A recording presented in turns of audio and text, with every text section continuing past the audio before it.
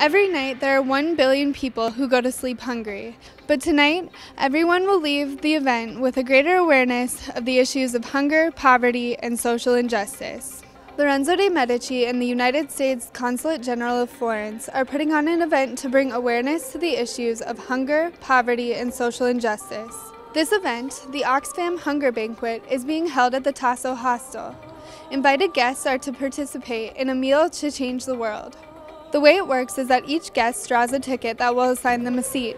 They will receive a meal depending on where they draw their seat, and the meals can vary from a filling dinner, simple meal, or even a scarce portion of water and rice.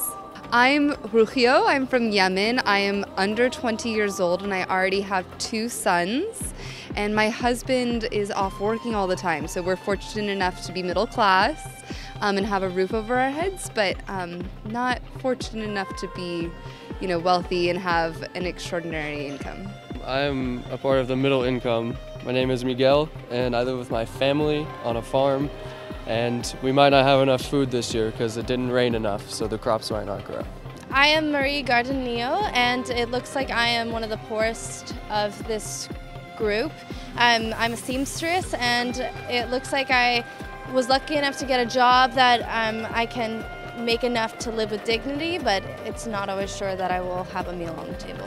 And these students told us of the tickets they drew and the characters they're going to be for tonight's event. I thought it was very important because in a place where we live, as of now in Florence, it's so bountiful as food goes, and I think that as far as our awareness goes as students here is we become unaware of the people around us in these surrounding countries that are struggling, that are trying to survive on a daily basis, and we're so fortunate to be here that it's wonderful to regain that perspective. I really like the concept of this event because it breaks it down to that it really is just the luck of the draw.